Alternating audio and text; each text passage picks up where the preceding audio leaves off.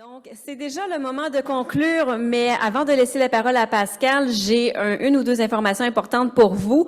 Premièrement, vos cocardes, on va les récupérer, donc on les laisse sur la table à l'entrée, s'il vous plaît.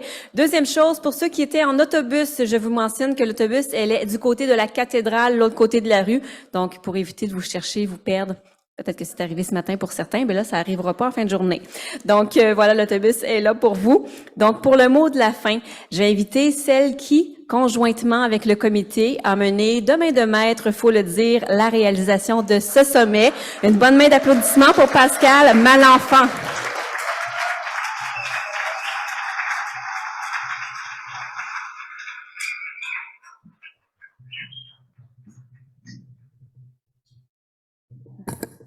Merci.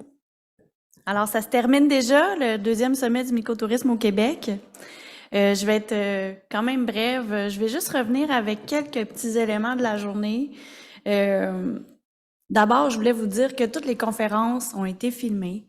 Les vidéos vont être disponibles par la suite. Les PowerPoint aussi. Donc, vous pourrez revenir visiter les informations, puis on vous enverra aussi là, un courriel de suivi pour que vous puissiez avoir notamment les données de l'atelier qui auront été compilées, tout ça. Alors, je retiens de la présentation de Carl-Éric Guertin qu'il est temps de s'engager et prendre un virage en tourisme durable. Je retiens de la présentation de Patrick Lupien qu'il faut, en tant qu'entreprise, bien connaître son environnement dans lequel vous allez vous déployer. Vous vous rappelez quand il disait ça?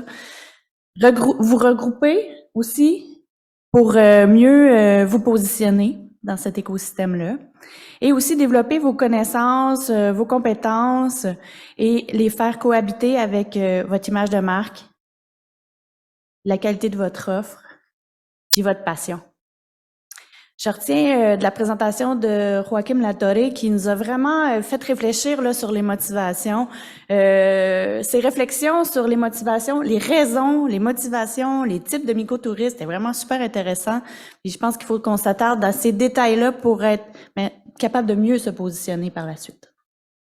Et puis les entreprises qu'on a vues dans les panels, c'est de la passion à l'état pur.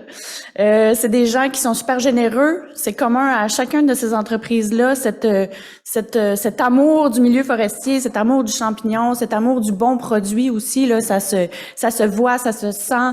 Donc, il y a aussi cette valeur de transmission de connaissances qui est présente dans les entreprises mycotouristiques, beaucoup d'éthique aussi. Et puis avant de nous quitter, je voudrais vous dire que même si les entreprises mycotouristiques sont souvent des très petites entreprises, des fois c'est une personne, deux personnes, mais prenez le temps juste de regarder autour de vous avant de partir. Là.